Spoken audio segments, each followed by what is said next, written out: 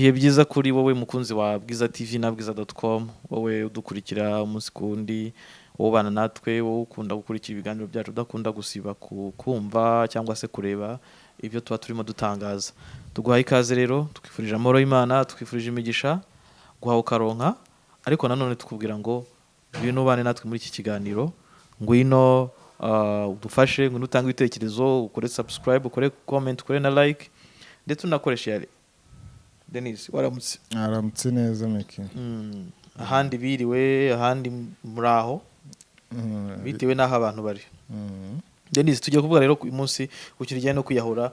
Ahandi muri no minsi nge nabanje kugira ngo wenda ni social media, wenda kuko turi mu gihe cya social media, aho abantu batangaza inkuru mu buryo butandukanye. Buri muntu wese yemerewe kuburira ku munyamakuru, mbere bitandukanye no mu myaka yashize, aho tutaragera muri iki gihe cya social media cyangwa se cya digital media.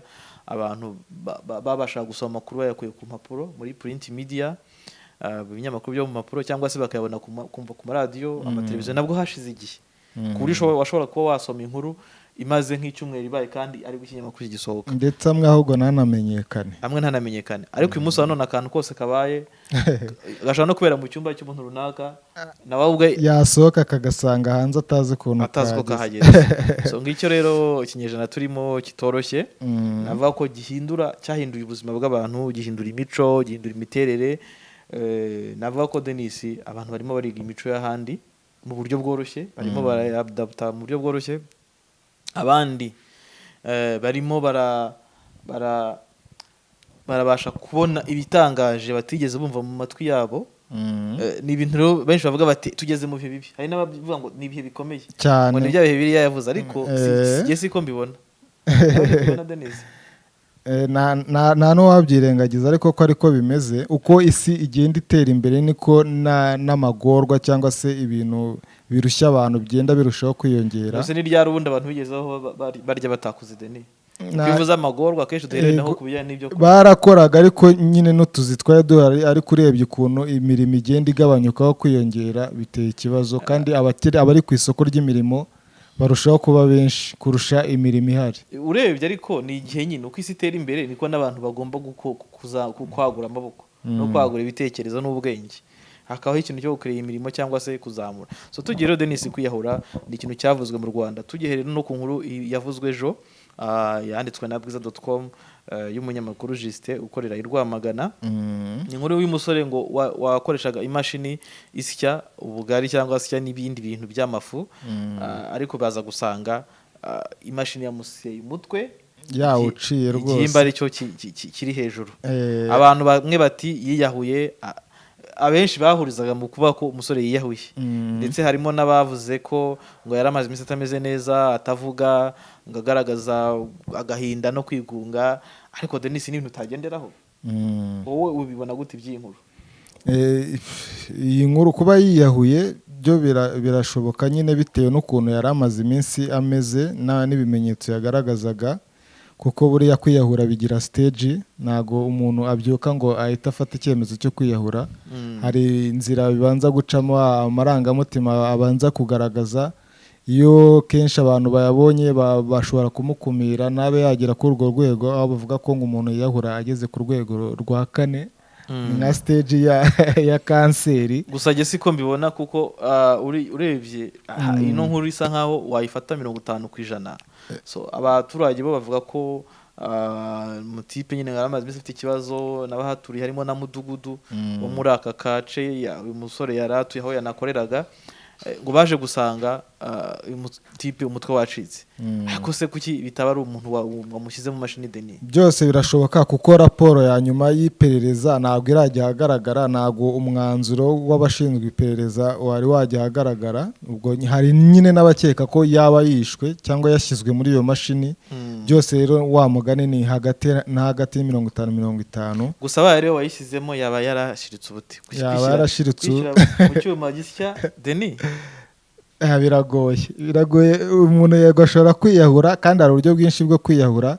Kuki se atafata umugozi ngo yimanike, ko bishobora kuba byoroshye? Hari umwanya wo kunigwa no gutaka, zuko ari abigerageza kwiyahura se ntibapfe Denis. wowe wasanga arashatse kwigirira vuba niba koko ari byo koko yarabikoze akashaka kwigira vuba kugira ngo abashe gupfa vuba atagowe cyangwa se atagize. Denis rero uyu musore witwa Vincent akaba yari yahuye gusa Bwiza yagerageje kuvugisha urwego rw'ubugenzacyaha ntibagira icyo batangaza, ariko gitifu w'umurenge wa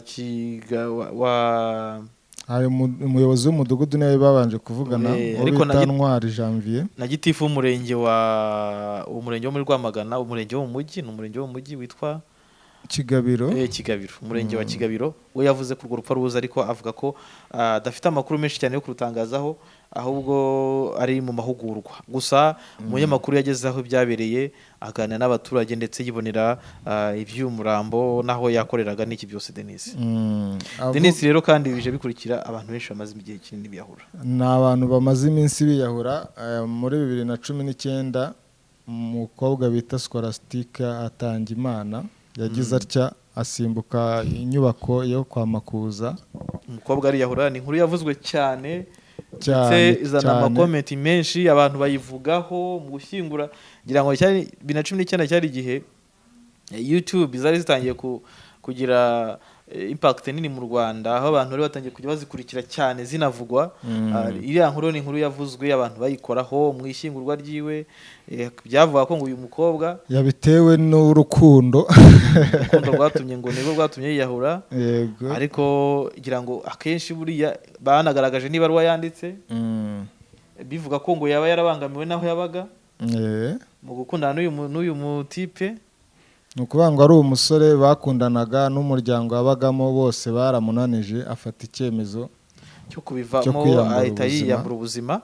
Ariko Denis ngira ngo ni inkuru yababaje abantu benshi cyane. Umukobwa yabanje no kudapfa. Umukobwa w'imyaka yari akiri na mutoya, ni umukobwa w'imyaka 25. Ubwo rero nuko yapfuye. Ejo bundi kandi nabwo hari umusore wagize utya agerageza kwiyahura asimbutse inyubako yara niyahuye, ahubwo kuko nawe yageze kwa muganga arapfa. Byaraje kurangira yarapfuye wa musore. Yarapfuye hari mu nyubako ya Bonne Adresse. Hari abantu nabonaga ku ma comment bavuga ati rwose uriya nyina atarapfa akimara. Ari n'ababa ko naramuka asohotse mu bitaro ashobora kuzatabwa muri yombi, kuko uyu muntu yagejeje kwiyahura bavuga ko ngo ashobora gufungwa. Ariko sindabona uwiyahuye ujya mu rukiko aregwa ko yagejeje kwiyahura, amubona mu rukiko wapi hano banza bitarabaho. baravugaga ati rero uri naramuka akize ubutaha azagenda none agiye ku nyubako ndende iriya abirangirizeyo, iriya yabaye ntoya. Bibaza ngo ukuntu azabaho n'ikimwaro kubera gushaka gupfa ariko ntibikunde. Ariko urumva ko nyine byarangiye n'ubundi agiye, byarangiye apfuye. Denis hari n'abandi bantu biyahuye mu gice cya Nyabugogo naho haravuzwe cyane. Hamaze kugwa mu kwezi kumwe, ndibaza ko byabaye ku bantu 3. Habanje wa undi metre bukuru, haza n'abandi bagabo biyahuriye ku Nkundamahoro.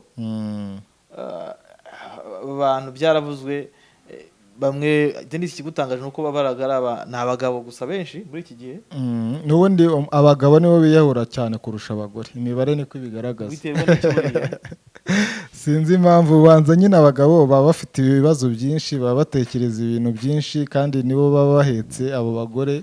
Inshingano ziba zababanye nyinshi. Ariko nko muri Uganda noneho ikintu gitangaje, abanyeshuri bari muri za kaminuza nibo barimo bariyambura ubuzima. Urubyiruko muri iki gihe cya Covid cyangwa se muri iyi myaka nyine iheruka. Denis rero tugiye ku kintu cyo kwiyahura, urebye abantu barimo bagenda ubuzima. Denis ubu ubona biterwa n'iki?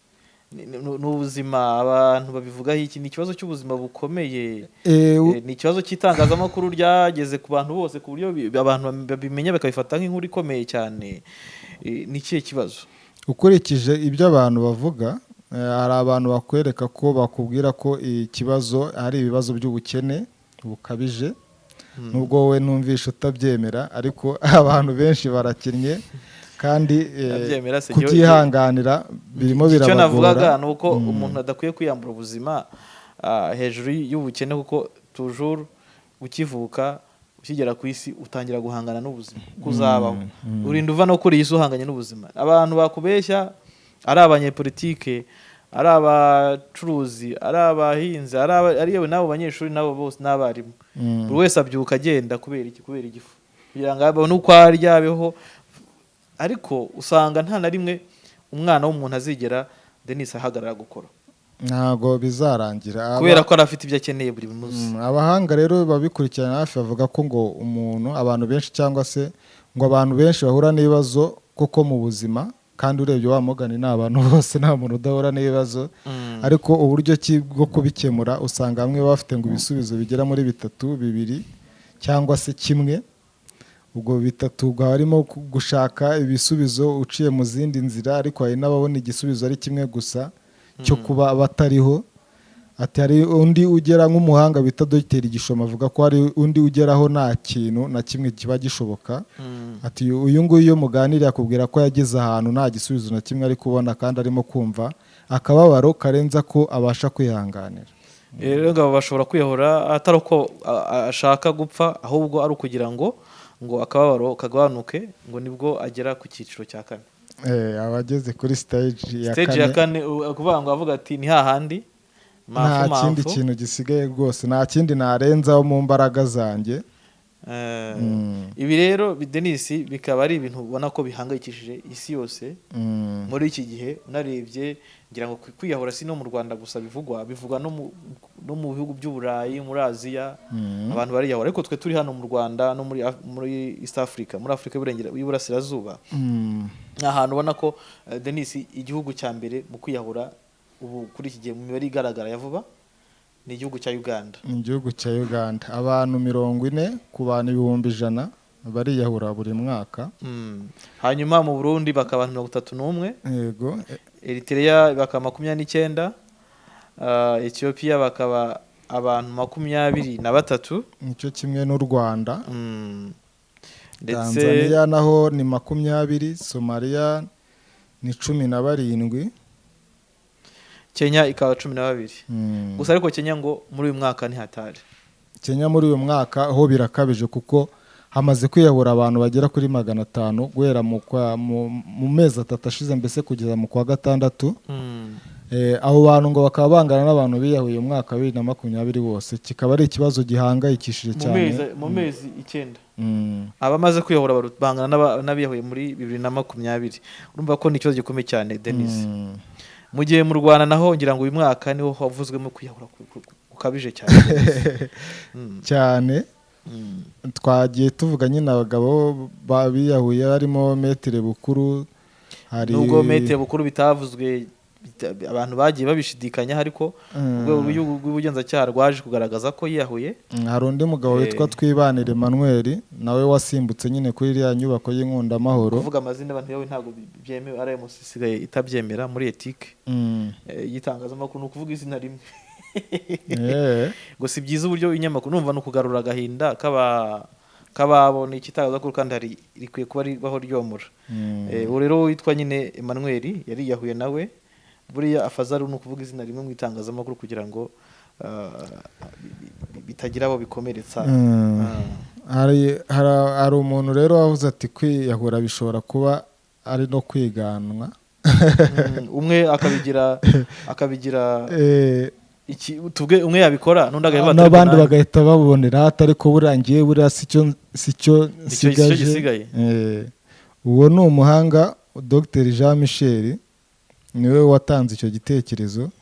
Uyu muganga rero w'indwara zo mu mutwe avuga ko kwiyahura bitari bishya kandi bihangayikishije cyane nyuma y'ibibazo 2 byemejwe by'ubwiyahuzi ahitwa ku Inkunda Amahoro. Ni inyubako y'amagorofa menshi, kandi koko wa mugani urabona ko guhera muri 2019 wa mukobwa yakwiyahura akoresheje buriya buryo bwo kurira etage, nibwo ubundi bwiyahuzi nka buriya bwabaye. Ubundi bimenyerewe nuko abantu baryaga ibinini by'imbeba cyangwa bakimanika mu migozi, ariko ubu ngubu ibintu byo kumanuka ku nzu kwiyahura ko bigezweho niko umuntu yabyita. Akora neza cyane, iragoye ko rwose kujya kwimanura ku nzu ukajya kwiyahura.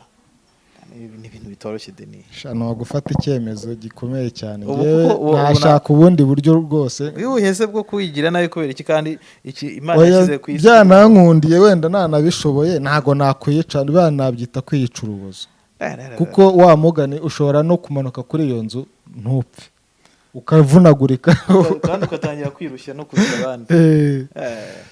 Oya nta n'impamvu rimwe yo kwiyica. Abantu bakwiye kwumva ko ubuzima urimo hari abandi bari mu bundi buri bubi kurenza ubwawe.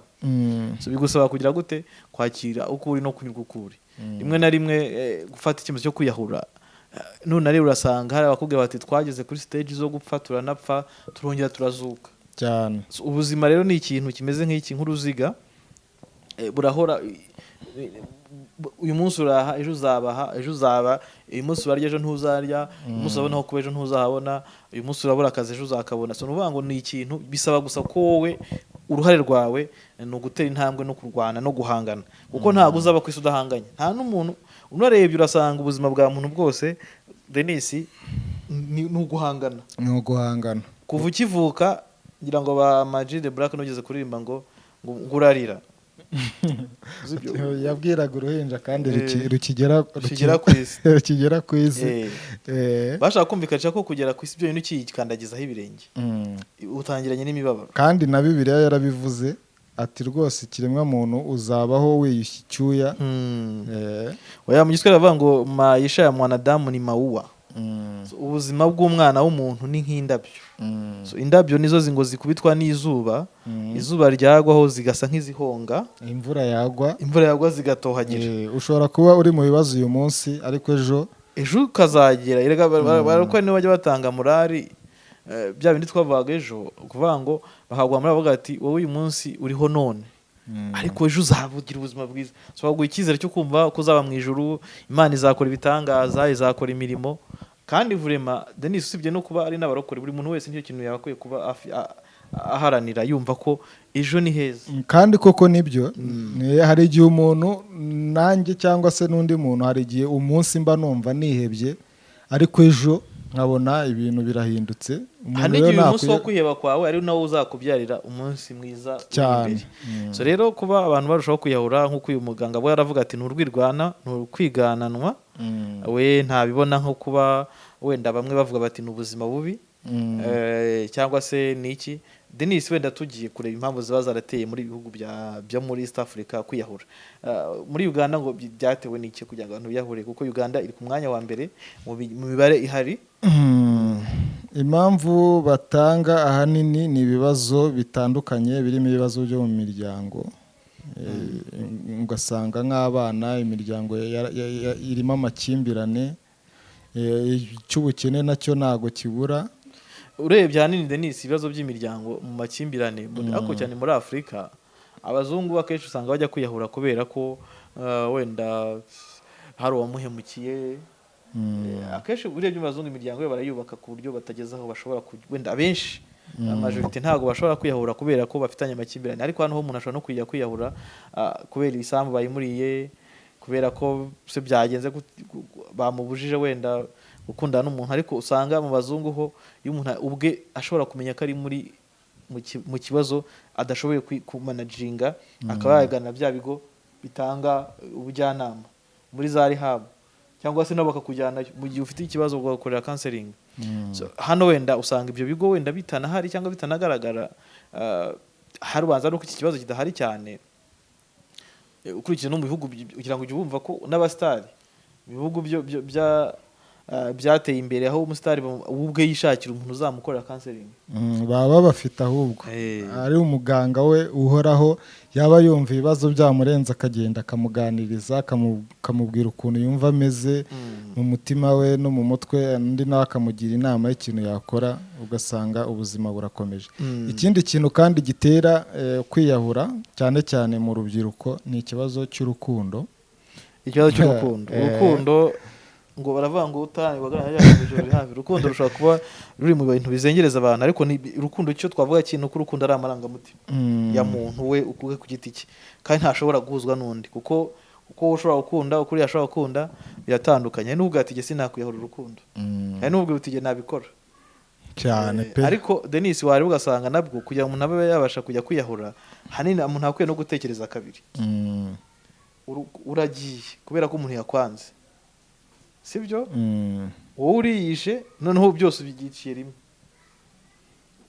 ni ikibazo. kandi nyamara bari kuzabona undi ushobora kujya gute ugukunda cyangwa uzaguhoza ayo marira bahuye nayo. Ni kwa kwishyiramo nyine ko ngo ugomba gukunda umuntu umwe ukumva nta wundi wakunda. Umuntu mwese gute? Ni ya marangamutima nyine y'abantu batandukanye, akumva ko umuntu umwe ari we kamara. Gusa Denis urumva amareta y'ibihugu abafite ibibazo byinshi cyane, abafite ako ni akazi gakomeye, abakeneye kugira gute abantu bakeneye inyigisho zijyanye n'ibyo bintu bijyanye n'ibyo buzima bwo mu mutwe, cyane cyane kugeza aho abantu bagera kuri stage zo kwiheba, kugeza aho kuri stage zo kwiyambura ubuzima.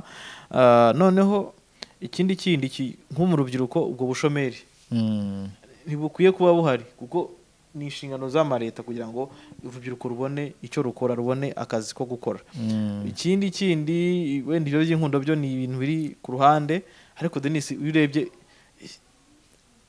ukuntu nk'ani wacu ngira ngo no muri Uganda no muri bihugu kizakatara urukundo cyane ruzo ku mwanya wa mbere mu bantu baza kwiyahura.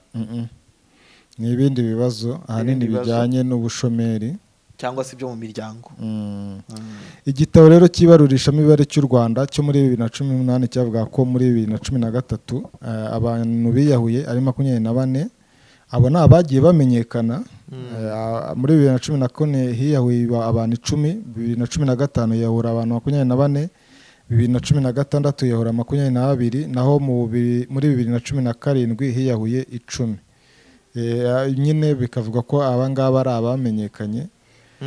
Umuntu rero akaba nanone yibaza kugira ngo umuntu yiyahure aho umuntu yiyahura bigeze he. Abahanga bavuga ko nk'umuhanga witwa Dr Gishoma, ni umuganga akaba n'umwarimu muri kaminuza y'u Rwanda. Uyu rero avuga ko atanga urugero, avuga ko ngo uyu umuntu ajya kwiyahura ngo agenda afata utwatsi tugacika maze abantu bakazamubona yafashe akatsi ka nyuma kakamucika. We n'urugero yatanze. Ni urugero yatangaga. Ubwo wa muntu agenda ashitura utwatsi, abantu bajya kumubona ageze kuri stage ya nyuma, ashobora no kuba yanapfuye ahubwo. Ndakeka ari hari kuvuga cyane ngo rero akavuga ko ngo bica mu byiciro bine. Ati cya mbere ni igitekerezo yumva ko kubera ibi bibazo afite aramutse atariho ububabare bwagabanuka. Icya kabiri kikaba ari ugushaka uburyo bwo kwiyahura, aho nyine havugwa gushaka hejuru y'igorofa, kwishyira mu mugozi, kwiroha mu mazi, kunywa umuti wica n'ibindi. Akavuga ko rero icyiciro cya gatatu ari ukugerageza gukora nyine ibyo bintu. Umuntu wiyahura ngo ashobora kubanza kubigerageza kenshi ntapfe, ariko rimwe akazabikora agahita acaho. Ariko siyo nibaza buri muntu ugiye kwiyahura abatekereza ko agiye kujya he. Naho ushobora gusanga none aho ugiye ahubwo ari ibibazo biruta kugira ko bikemuye. Ariko wari ugasanga Denis ahubwo none usanze abenshi bagendera ku byo Bibiliya ivuga ko iyo umuntu apfuye ngo birangiye nta kindi kintu atekereza. Ariko ntago abantu barigera babona abantu bapfuye ngo bagaruka bababwire uko byagenze. Sibyo, abantu bose baba ibyo babona ni ibintu nyine Bibiliya ivuga, nibyo abantu bavuga, abafilozofi bavuga, n'abandi bagiye bandika ibitabo. Ariko nta urabona umuntu wapfuye ngo aza kubwire ngo nagezeyo mbigenda, ako se yafashe amafoto aranakwereka. Byamya bari yihe. Hari n'abantu rimwe na rimwe muri filime bo banakwereka ko iyo umuntu apfuye nyine ngo ahita atangira urundi rugendo. Nk'aho bakubwira ati rwose nk'umuntu ujye upfa akagaruka akakubwira ati ndimo ndashya ndi ikuzimu, umuriro umereye nabi. Abandi bati ni ibinyoma. Iyo urebye abantu barakora, hari naho bakubwira, hari aho bafite amafilime ukabona umuntu yarapfuye arongera ageze nanone amaze imyaka yindi arongera yarapfuye, ugasanga ni ibintu nyine utamenya. Hari abavuga rero ko kwiyahura nyine ngo bijyana isano n'amateka mabi. Nk'ubushakashatsi bwa kaminuza y'u Rwanda bwitwa Rwanda Mental Health Survey Report bwasohotse mu kwezi kwa kabiri muri uyu mwaka. Buvuga ko hagati ya 25% na 37% by'ababajijwe bafite ibibazo byo mu mutwe. Urumva ko ibibazo byo mu mutwe bishobora kuba imwe mu mpamvu zatuma umuntu, aho bavuga ngo ikigero cy'indwara cy'agahinda gakabije mu gihugu kiri ku kigero cya 11.9%, ubwo ni nka 12 y'ababajijwe muri iyi raporo nyine. urumva ko ni abantu benshi cyane, 12%. kandi bavuga ko u Rwanda kimwe n'u Burundi ni ibihugu byaciye mu ntambara n'ubwicanyi bwatwaye abantu benshi, by'umwihariko jenoside yakorewe abatutsi mu Rwanda. Uvuga ngo amateka abantu baranyuzemo nayo ni kimwe mu byafekta ubuzima bwabo, kuba umuntu ashobora kwiyambura ubuzima ahanini atekereje kuba yarabaye imfubyi, kuba arisigaye ari nyakamwe, cyangwa agira ibibazo se hari ntagire umuntu. ingaruka zindi yahuye nazo ziri ku bukene, kutiga, kutagira uwo yaganyira. Urumva Denis ntibyoroshye. Uyu rero Dr Darius Gishoma avuga ko ikintu cyose cyica umuntu umuryango, kibuza ubuzima kubaho, cyongera ibyago byo kwiyahura. Avuga ko hari ubushakashatsi bugenda bukorwa bwerekana koko hari isano hagati y'ibyabaye ibyabanje n'ibyabaye ku muntu no kwiyahura. Uvuga ngo ibyakubanjeho cyangwa se ibyo wabanjemo biri mu bintu bishobora gutuma ushobora kwiyahura. Atanga urugero avuga ati usanga nka jenoside yarabanje igatwara umuryango we, nyuma yaho akagerageza kubaka ubuzima ariko haza ibindi byago bisenya n'utwo yubatse. Aho nyine avuga ko ngo amateka akomeye nubwo ashobora gutera kwiyahura ariko atari ko bigenda buri gihe. N'ubundi ngo siko bigenda, nubwo bikekwa ariko siyo mpamvu Denis. Hano ariko ndabona bavuga ko kwiyahura ngo ntabwo ari icyaha gihanwa n'amategeko mu Rwanda. Barabaza, ariko ingingo y'116 y'amategeko hano mu Rwanda ivuga ko umuntu wese ushishikariza undi kwiyahura, umufasha cyangwa utuma yiyahura, iyo bihamijwe afungwa hagati y'imyaka 3 n'5. Ni ukuvuga ngo kwiyahura si icyaha kuko n'ubundi uba wapfuye. Noneho amategeko ya Uganda na Botswana, Malawi, Ghana, Tanzania na Kenya ntabwo ahana kwiyahura, ariko ahana kugerageza kwiyahura. Ni ukuvuga ngo nose ubundi deni wiyahuye ubundi baguhana gute wapfuye, ariko wagerageje kwiyahura ubwo urumva urokotse kwiyahura abaramuzirika cyane. Urumva rero ntibyoroshye Denis. Kwiyahura ni ikintu rero nava ko kibangamiye isi, cyane cyane abakiri bato Denis. Uko narebye mu Rwanda muri statistiques zagiye zigaragara cyangwa se mu makuru yagiye agaragara, Denis hagiye hagaragara abantu bakiri batoya. Ni kimwe no muri Uganda. Noneho rero biteye bite muri Afurika? Muri Afurika rero cyangwa se ku isi muri rusange, mu bihugu bifite imibare minini y'ahantu biyahura, igihugu cya mbere ni igihugu cya Lesotho. Yego, Lesotho niyo ya mbere. Gikurikirwa na Guyana, hakaza Swaziland cyangwa se Eswatini y'iki gihe. Korea y'Epfo nabo bariyahura cyane. Korea bariyahura nabo bari mu bihugu bifite ubwo ubucucike mu kwiyahura cyangwa ubwiyahure bukabije, umubare w'abantu biyahura mwinshi ukabije. Hakazamo igihugu cya Lithuania, hakazamo icyo bita Kiribati, hakazamo Suriname, hakazamo Uburusiya. Mu Burusiya nabo bariyahura cyane, 25.1% ku bihumbi 100. Hakazamo na Afurika y'Epfo nabo bariyahura. Naho ibihugu bifite imibare mikeya yo kwiyahura harimo icyo bita Antigua na Barbuda, biri kuri 0 ni ibice 4. Akaza Barbados, akaza Grenada, ni ibirwa biba muri Amerika. Akaza Saint-Vincent, Sao Tome na Principe. Akaza za Venezuela, za Philippines. Ahubwo igitangaje nk'igihugu cya Syria, ibintu byo kwiyahura ntabwo biyahura kandi uzi ibibazo bamazemo imyaka n'imyaka. Nabo bari mu bihugu bifite imibare mike y'abantu biyahura, za Honduras. Denis, rigari ibihugu bifite ubuzima, abaturage babyo baba bafite ubuzima. Bari ibihugu cyangwa se bigaterwa n'imico. Abantu kenshi bishobora kuza ku miterere y'abantu, imico, uburyo bateye, cyangwa se uburyo bareactinga ku amarangamutima yabo. Buri unarebye ushobora gusanga nk'ibihugu abantu batiyahura ari abantu nyine bakomeza umuti cyangwa se bafite ubuzima bundi babayemo. Kuko urebye kwiyahura Denis uko byenda kose biva ku marangamutima y'umuntu n'uburyo yatwawe nayo. ubwo rero umuntu ukomeye cyangwa se bakomeye mu mitima yabo niyo yaba afite ibibazo bingana iki arahangana akaba ati ni hahandi fighting ngomba gufightinga ati kuba ndiho nicyo gishoro none se ubundi cyo gishoro Denis umuntu ariho nicyo gishoro ntabwo kwiyambura ubuzima ari igishoro kuko iyo wiyambuye ubuzima uraruzinga n'ubundi okay nubwo nyuma yo gupfa nta handi umuntu agaruka ngabone arakora cyangwa avunike ariko uraruzinga n'ubundi bya bindi byose warwanaga nabyo cyane muri Uganda rero bavuga ko abagande 10% buri mwaka ni benshi ariko nabo ni benshi cyane biyambura ubuzima kandi urubyiruko amahongo yange people hagati y'imyaka 15 na 29 79% mu biyahura urumva ko urubyiruko rurimo ruriheba cyane ariko harimo ngo nabiyahura bitewe n'ibiyobyabwenge Denis cyangwa se nyine bya bibazo byo mu mutwe twavugaga muri Kwakira Uganda nibwo yifatanyije ndetse n'isi mu bijyanye no kwizihiza uno munsi w'ibibazo by'indwara zo mu mutwe aho bibandaga ku gukumira ibijyanye nyine n'ubwiyahuzi Denis rero mu bigaragara nuko kwiyahura nyine ari ikintu navuga ko gihangayikishije isi atari no mu Rwanda gusa